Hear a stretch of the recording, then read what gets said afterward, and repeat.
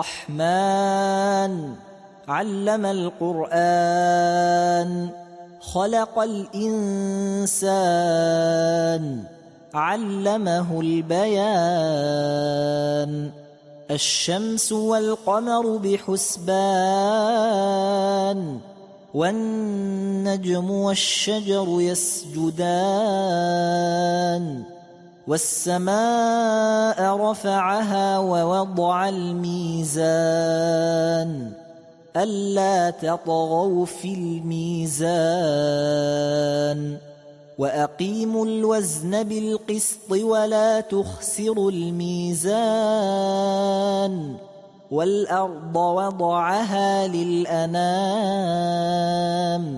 فيها فاكهة والنخل ذات الأكمام والحب ذو العصف والريحان فبأي آلاء ربكما تكذبان خلق الإنسان من صلصال كالفخار وخلق الجان من مارج من نار فبأي آلاء ربكما تكذبان رب المشرقين ورب المغربين فبأي آلاء ربكما تكذبان مرج البحرين يلتقيان بينهما برزخ لا يبغيان فبأي آلاء ربكما تكذبان يخرج منهما اللؤلؤ والمرجان فبأي آلاء ربكما تكذبان وله الجوار المنشآت في البحر كالأعلام فبأي آلاء ربكما تكذبان كل من عليها فان ويبقى وجه ربك ذو الجلال والإكرام فبأي آلاء ربكما تكذبان يسأله من في السماوات والأرض كل يوم هو في شأن فبأي آلاء ربكما تكذبان سنفرغ لكم أيها الثقلان فبأي آلاء ربكما تكذبان يا معشر الجن والإنس إن استطعتم أن تنفذوا من أقطار السماوات والأرض فانفذوا لا تنفذون إلا بسلطان فبأي آلاء ربكما تكذبان يرسل عليكما شواظ من نار ونحاس فلا تنتصران فبأي آلاء ربكما تكذبان فإذا انشقت السماء فكانت وردة كالدهان فبأي آلاء ربكما تكذبان فيومئذ لا يسأل عن ذنبه إنس ولا جان.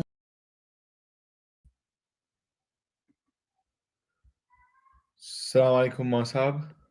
Wa alaikum assalam wa rahmatullah. Can you hear me? Yes, we can hear you loud and clear. That's good. Wonderful. Wonderful. I did not come in the Abba Kabba today because I just wanted to look like you guys. No, you look really smart, mashallah. And thank you so much for Thank you so joining. much. So thank you so much, Aga. And we have a few kids here who have a Great. few questions. First of all, thank you for accepting the invitation. For as Of always, course. uh, Pleasure. really good sessions last year in the debates that we had during Muharram. So, and this is the Q&A with Maulana Jarry Haider Zaidi. So, I would like to bring up the first youth member with the question. Inshallah. Let's go. Inshallah. Let me just quickly.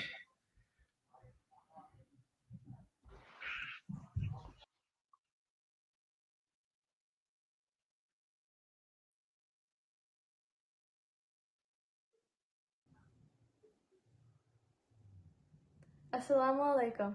My name is Wa Alina alaikum Rizvi, and assalam. my question is, what is the importance of doing salah when there is an eclipse? When there is an eclipse. Okay, wonderful. Assalamu alaikum wa rahmatullahi wa barakatuh. My dear brothers and sisters, people that are very close to my heart, and people that are doing a phenomenal job, alhamdulillah, by keeping and upholding the teachings of Al Muhammad alayhi salam. I would like to congratulate you all, and I also like to give my praises and commendation to everyone that is working in order to make these programs possible and give an opportunity, give a platform so that we can share the knowledge and that we can be together. Now, it's a beautiful question that was being asked when there is a solar eclipse or the lunar eclipse, and there's some other signs too, some other supernatural thing that happens, or something that happens out of ordinary, right? If that happens, what is the importance of praying those salah? Now, in itself, we have a very beautiful saying from the Prophet, and Salah means remembering Allah Almighty, and Allah has explicitly said in Quran that establish the prayers for my own remembrance. Remembering Allah Almighty, as you would understand, is a very phenomenal, it's a very fundamental thing, and the best way to do so is by establishing the prayers. And the prayers itself, in the salat tanha anil fahsha'i wal munkar, the benefits of praying in itself. Let's take this equation out. So I'm going to come to this equation. I'm going to come to the question in itself. But salah in itself is a source through which you are able to remember Allah Almighty. Salah or prayers is a source through which you are able to protect and shield yourself from wrongdoings or from doing illicit or illegal actions, right? From doing things that are not prescribed or not allowed by the Sharia. If you want to resist yourself, if you want to have a a personality that exhibits resistance, very important to be connected to the salah. And of course, when we are bombarded with social media, when you come across so many things that are happening around you and you don't want to be influenced through those things, through those negative propaganda, you might have many shields to shield yourself and protect yourself, but a very important shield, a very important thing that you need to have a vanguard through which you can protect yourself is, of course, prayers and praying to Allah Almighty and salah and namaz. Now, coming to in itself, like what are the benefits of praying the Salatul Ayat? Now, Salatul Ayat, we say it, or the Namaz Ayat, as we say in Urdu, which literally means that the prayers that becomes wajib, that becomes obligatory, that becomes mandatory when something happens in the sky, something happens in the heavens, something happens in the universe, in the globe, in the earth, something unusual happens, then it becomes wajib. So, out of all these Salatul Ayat, or Salatul Kusuf, or Salatul Khusuf. Now, why I'm giving you different names is that if you go through the Islamic texts, even Ahlul Sunnah, they believe that it is very, very recommended. They don't say it wajib, but they say it is highly recommended that if any something natural, out of natural thing happens, right? So it is natural, but you know what I mean, something that happens that do not take place every day, a solar eclipse, a lunar eclipse, or something like this, it is highly recommended to offer prayers to Allah Almighty in itself. So this is why we want to give our gratitude. We want to show that, Ya Allah, we understand that we have the limited capacity. We understand that you are the one that has the dominion over the earth and over the heavens. And that's why everything in this earth, everything in this heaven, everything is praising you and glorifying you, O Allah Almighty. يُسَبِّحُ لِلَّهِ ما في السماوات وما في الأرض الملك القدوس العزيز الحكيم. that, Ya Allah, whatever is in the heavens and whatever is in the earth, everything is dignifying you. And who are you? You are the sovereign. Who are you? The one who is the wisest. Who are you? The one who is most powerful. And who are you? The one who is most glorified and most dignified, right? So at the end of the day, everything is praising Allah Almighty. Now, sometimes when solar eclipse happen, or lunar eclipse happen, right? We say solar eclipse as kusuf and lunar eclipse as khusuf, right? So you don't have to remember this, but just in case somebody wants to research it a little bit more, they can type in Arabic or they can just type in English and they will have more information. Even Ahl Sunnah have recommended this. So when something of this out of normal happens, we want to show our gratitude. We want to show Allah Almighty that, Ya Allah, these creation are going through some of the symbolic trials, right? Symbolic trial means that they used to look completely white. Now they're looking a little bit pinkish. Now they're looking a little bit yellowish. Now they're looking a little bit reddish. They're looking a little bit orangish, right? So the color has changed. They're looking a little bit different. Likewise, when you see a sun, right? It used to be very bright and it used to glitter a lot, but now you suddenly see that, like there is no light coming in. And I think perhaps a year before you would have followed a very major eclipse that happened, and everybody was looking at the skies and trying to witness of what exactly was taking place. But what I want you, all of you, to understand is that when these creation of Allah Almighty to go through the symbolic trials, we want to give gratitude. We want to show our gratitude and praise towards Allah Almighty. That, Ya Allah, these are very important creation. Now you compare the sun, you compare the moon with the size of a human, it would not even resemble an iota, a drop of the water compared to the universe that Allah has created. Now, if Allah is putting those creations symbolically in the trial, so who I am, somebody who is nothing compared to those big creation, those gigantic creation, when they are put into the trial, most likely and most like very obviously, there are chances that I would be put under the trial too. So before the trial would come towards me, I should be someone that would glorify and dignify Allah Almighty to show that, Ya Allah, try me, put me under the trial, but I am someone who is extremely thankful, who is someone who extremely show his gratitude and his love and affection towards you. Why? Because we have a saying that goes as Man surrahu an yastajib Allah tabaraka wa ta'ala عند الكرب والشدائد فليكثر الدعاء عند الرخاء. If anyone wishes that Allah helps him, Allah protects him during the time of the difficulty, during the time of the hardship. What he's supposed to do, he needs to call out to Allah Almighty. He needs to invoke Allah Almighty. He needs to beseech Allah Almighty. He needs to supplicate to Allah Almighty during the time of ease and comfort, right? So here, if we see that some of the creation of Allah Almighty are being trialed, and we are at the position of ease and comfort, we want to remember Allah Almighty at our situation of ease and comfort, so He remembers us when we're going through the time of difficulty and hardship, inshallah.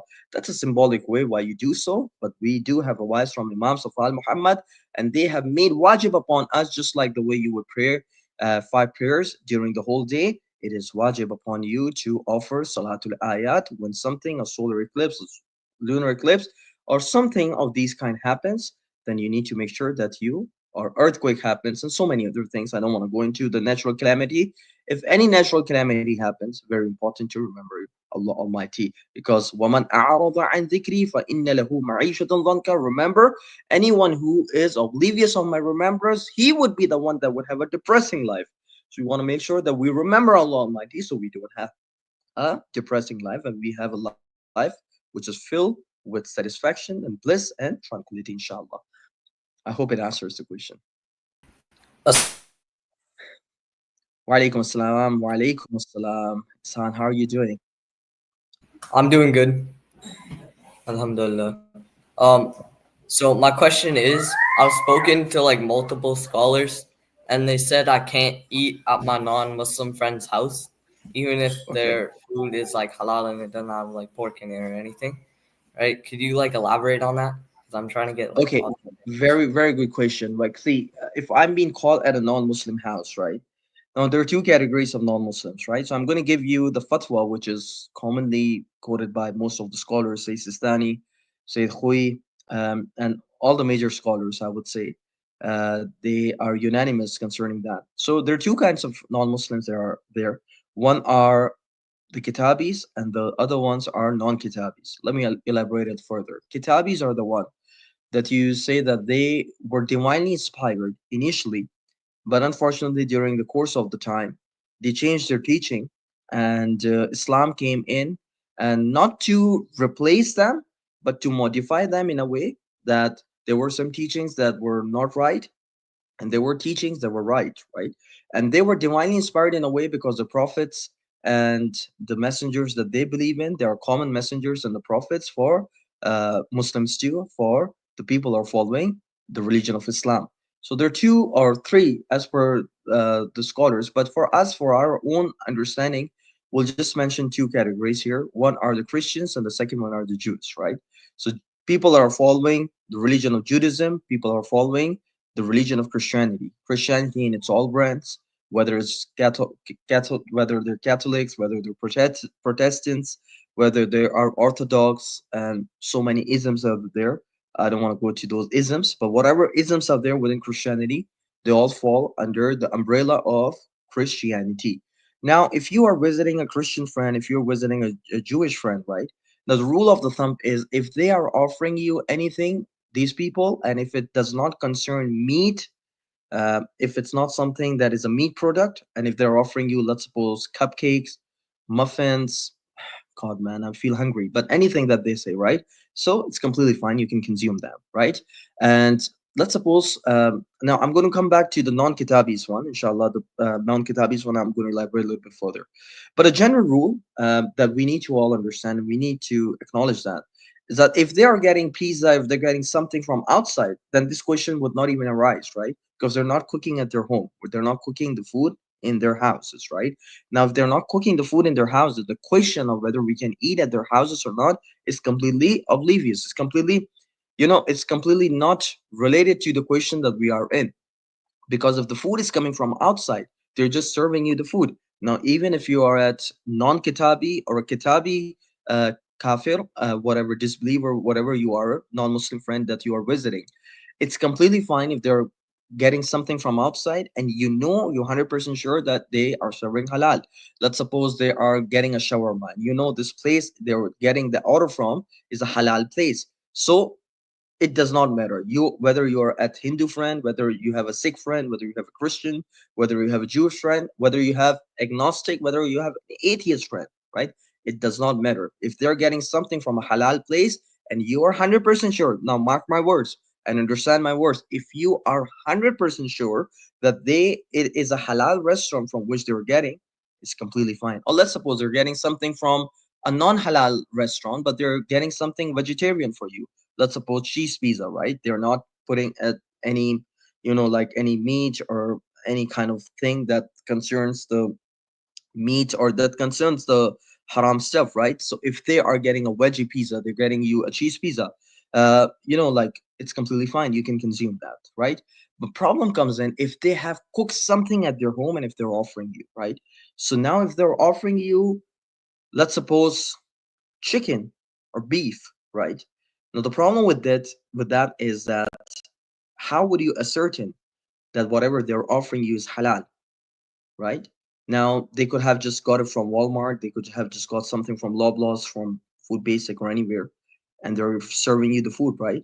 Now just because something says halal does not make it halal, unless or until you're sure that the packaging or the company that they're using is certified and is certified by the Shia scholars. Now I'm going to share you the link, and inshallah I'm going to share with Abiha Baji too, so she can share with everyone. So whenever you see there are different halal certifications, right? So see whatever product that you're getting and see what certification they have. There are certain certifications that are approved by the Shia scholars. There are certain certifications that are under the investigation, right? Most of the like Zabiha Halal, Mina, I'm not sure if you get those products or not, but those are pretty okay. You can consume that. We consume it too because the certification for them, the Shia scholars have certified that, right? But there are certain certifications you have to be mindful. Not going into so much detail so that confuses you more. But if you are sure, let's suppose they're serving you zabi halal, they just fried at their home and now they're offering. Completely fine to consume it, right? Completely fine to eat it, right? Why? Because by design, ritualistically, the kitabis, or the Jewish and the Jews and the Christians in itself, they are pure. If they touch something with their wet hands, that would not make it impure, right? So even if they're cooking and if they're giving you, and if you're 100% sure that the meat that they have used is halal, you can consume that, right? So now it's so easy. So when you go to your non-Muslim friends, I think the thing that I would want you to do is that be like, "Hey, yeah, can we get something from outside?" Right? Makes it much easy. You know which restaurant they're getting in, and if they're serving you, you can consume it. Problem comes in when there is a non-kitabi. Non-kitabi means who? They're not Jewish, they're not Christians, right? They're Hindus, they're Sikhs, they're agnostics, they're atheists, they're isms, Buddhists, whatever isms there are more, right? Now, if they are serving you something, problem with them is that if they touch something with their wet hands, or that thing become impure, right? So if they're cooking something, most likely they would not be able to cook anything unless they have used their own hands. Now, if they have used their own hands, unfortunately, the product that they're offering you, that would not be halal for you to consume. Why? Because that would be a najis product, right? Now, why is this logic and why is it not? I want to elaborate it, inshallah, in further class or the further session. We can go into a little bit more detail why certain people are classified as najis and why certain people are classified as pak, as tahir, and whatnot. But that's not the debate of the topic. I'm just trying to give you the fatwa the way it is, right?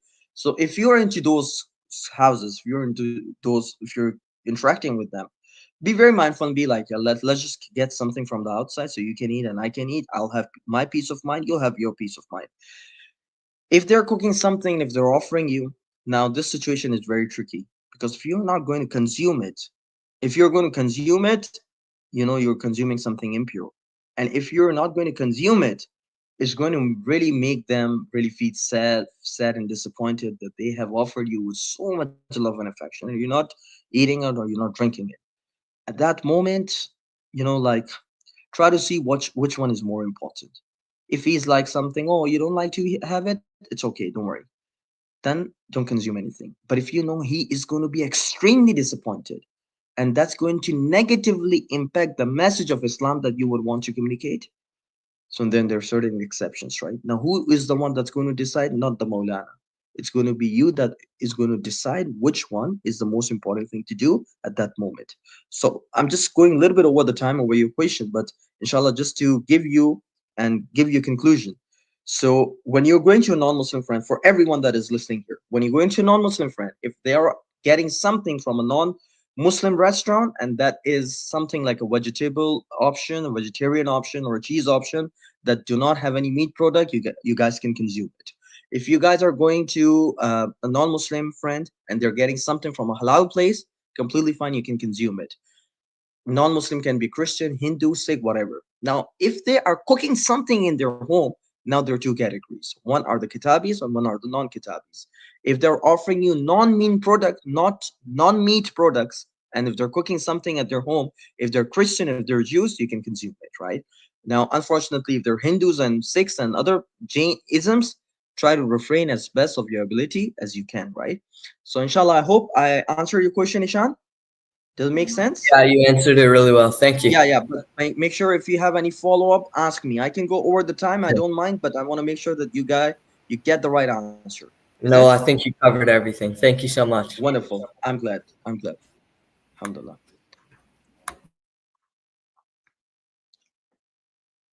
Sayyidina, do you have recommendations for online hosa?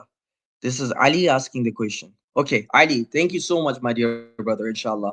Assalamu alaikum firstly to you, Ali, and a wonderful question for asking about the Hausa. Now, for people that are very beginners, what is Hausa?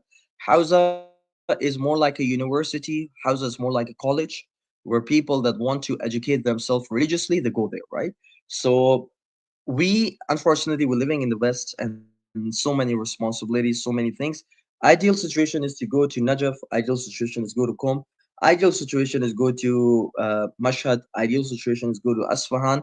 Ideal situation is to go to Lebanon. Ideal situation is go to Kuwait, Pakistan, whatever place where you would want to get your education through, not the online way, through listening to a teacher, questioning him for your questions, and having a group of students through which you can discuss and are able to educate yourself a little bit better.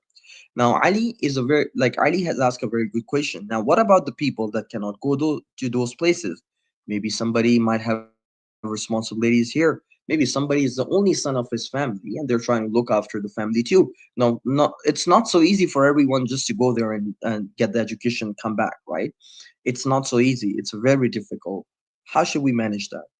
So, my dear brothers and sisters, there are ways to manage. And alhamdulillah, for those that are not able to go to the actual places, those places have online, not all of them, but some of them have online courses and online places through which you can go there and you can get the education, right?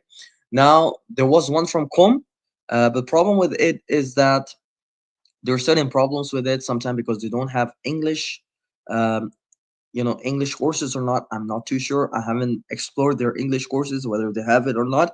But they do have in Urdu, they have in Farsi, they have in Arabic. So anyone who can understand all of these three languages or one of the three languages, I think they will be able. And when I say understand it, it does not only mean that they're only able to understand the audio, but they're able to read and they're able to write in the language that they're supposed to.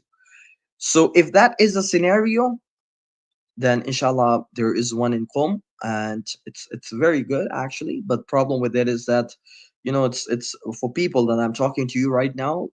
We're talking about English courses, right? So people that can go to the English courses, that can take the English courses, right, and can augment their understanding of Islam and increase their understanding of the jurisprudence and everything. I think you do have one in Australia too, Sheikh Mansour Lagai, if I'm not wrong. I think he was running that. Ali, I can get back to you with that. I do have few recommendations. There's one from Windsor. Now, Windsor is a city. Um, oh, you all know. You guys are in Ontario, right?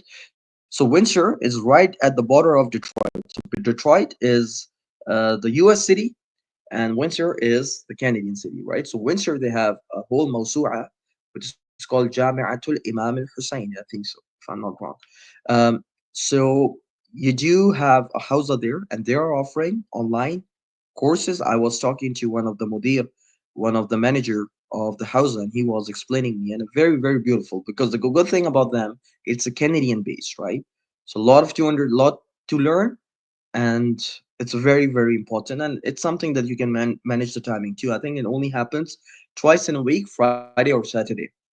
Likewise, they have a branch in Montreal too. So you have Sheikh Hussein Tabatabai, I think so. I'm not sure. But yeah, so a very good hausa that you guys can sign up, and inshallah will be able to understand the language. Yes, they are in English. So actually it is for the English audience, right? So ye ho gaya. I think the third thing, I'm just going through my mind. There are few of them in US too, right? So I already talked about the Australian. I already talked about the Canadian, and there is one I think so in US too, or there is more than one. I think there might be something in Michigan or not, but I'll get back to you, Ali, on this. I think we can start with the Windsor one. Windsor one. The good thing about that is that it's in English. Um, and it caters to English audience, to be honest, right? It caters to the Canadian, North American audience. So you will have teachers that would have the same way of delivery, that would have pretty much the same language that you're speaking. That makes you just a little bit more comfortable. Not to say that people are whizzing from outside; they can explain you the concepts of Islam. They can do it in a better way, but sometimes you just want to have that street kind of street language English, right? So that you would be able to understand in a little bit more comprehensive way, right? So I think so. Windsor Hausa is good. I will try to connect and I'll try to share some links with Abihabaji. And inshallah, I think she can dispatch those links and share the links with you all. And you guys can just go and search a little bit more. And inshallah, very good institute. They're doing an amazing job, and they're doing an amazing job with youth. And there is not an online Hausa, but there is kind of like pre-Hausa that happens in Toronto too. So people are interested. They can come here. It is a little bit north of Toronto, north of Markham. You have a place called Stillfield. So people do go there for the pre-Hausa. People come from US, from other areas too. So if people they want to go and just want to have a taste of the Hausa in English, living in a city that they can understand and they can live in peaceful way, I think they can come to pre-house and see if houses for them or not. So that is in Toronto. If you guys want me to connect, inshallah, I can get you guys connected with them too, inshallah. Yes, let's move on, Assalamu alaikum. inshallah. Wa alaikum assalam. How are you doing, sister? Good, you? Wonderful, thank you. My question is, what does Islam say about building confidence and self-respect? Wow, beautiful question. Confidence and self respect. I think out of everything, wherever we go through the history of Ali ibn Abi Talib, the commander of the faithful, one thing that the commander of the faithful has taught us that in spite of all the difficulties, he had the self confidence to come and confront the enemies of Islam, right? The self confidence was amazing. Was amazing. I think we go through the history, we do Wawa, it's important. I like Wawa too, but I mean, like, it's very important to get some lessons out of the history too. One lesson that I do get a lot when I go through the history of Imams of Al Muhammad is that when they would go to Darbar, when they would go to the courtyard of the caliphs that have usurped the caliphs from Al Muhammad alayhi salam, there were the caliphs that were the wrongful caliphs that were persecuting the people, and they used to intimidate people. But how would the Imams of Al Muhammad would interact with them? Imams of Al Muhammad would speak truth on their own face, even understanding whatever would be the consequences of speaking the truth. Very important. I think out of everything, the self confidence, you need to understand whatever quality I have. And that's not something which is sentimental. That is not something that I'm saying for the sake of saying. I really mean it. Whatever I have is from Allah Almighty. And whatever goodness that's going to happen with me is from Allah Almighty. And whatever bad that would come in my way would be a trial from Allah Almighty. I don't have any control over the goodness that's going to happen with me. I don't have any control of whatever bad is going to happen with me. Whatever is going to happen with me, it's going to happen with the mashiyat and with the ijazat of Allah Almighty. Very important. Once you have understood and once you've internalized this concept, you see when you're going through the dua of the taqibat of Salatul Asr, it's a very beautiful point that you mentioned there, and you would come across it that Astaghfirullah alladhi la ilaha illa huwa al-hayy al-qayyum ar-Rahman ar-Rahim dhul jalali wal ikram wa as'aluhu an yatuba alayya tawbata 'abdin. I'm going to translate that. عبد ذليل خاضع فقير بائس مسكين مستجير لا يملك لنفسه نفعا ولا ضرا ولا موتا ولا حياة ولا نشورا. Very important lines. That Ya Allah, I am beseeching your forgiveness, and I am acting like a servant who does not have any control over his life, who does not have any control over his death, who does not have any control over the favors that are being bestowed upon him, who does not have any control of the goodness that happened with him, who does not have any control of the negative things that happened with him. Whatever is it, Allahumma ma bina min ni'matin fa minka la ilaha illa ant. Oh Allah, whatever blessings that I see across me, you are the one that is the bestower of those blessings. First thing I think we need to understand is that nobody can harm you, nobody can do anything against you. Whatever happens, happens from the will of Allah Almighty.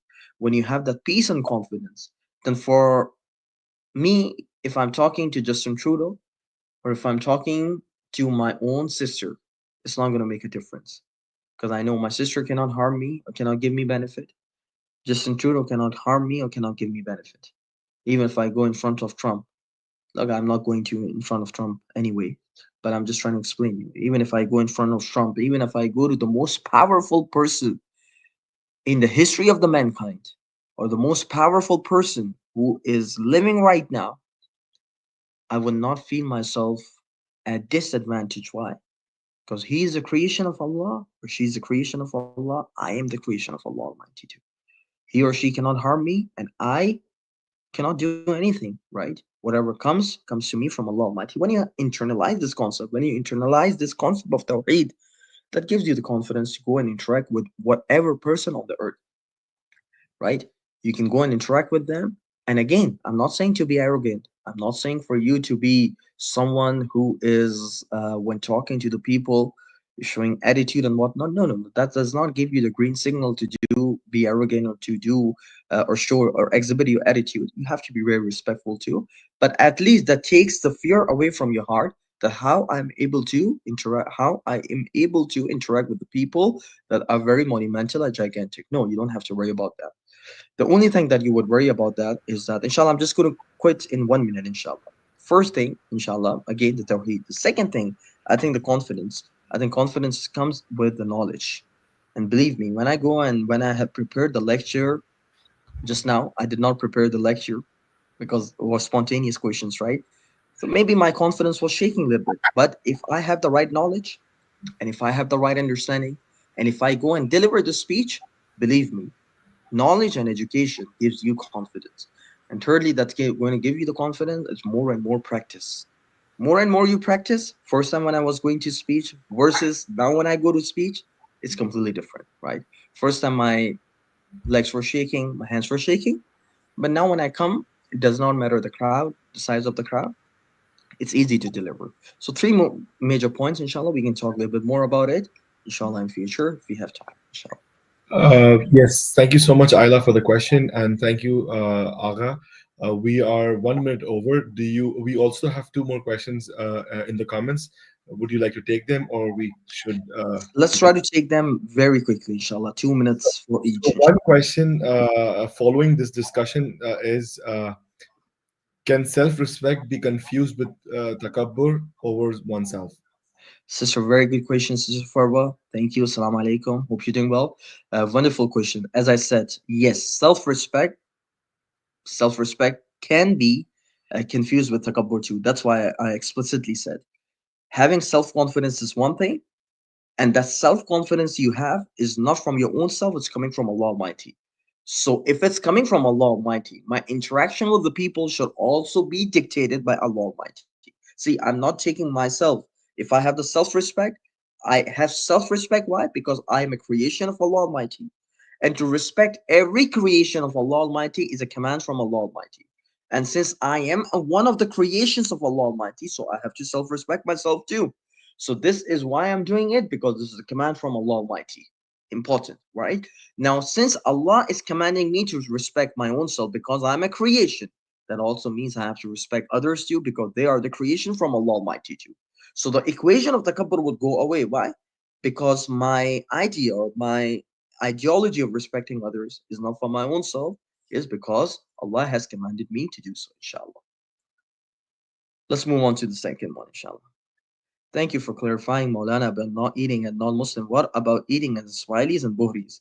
It was a common understanding in Pakistan not to eat at their place. Okay, Assalamu alaikum, Sister Razia. Inshallah, hope you're doing well.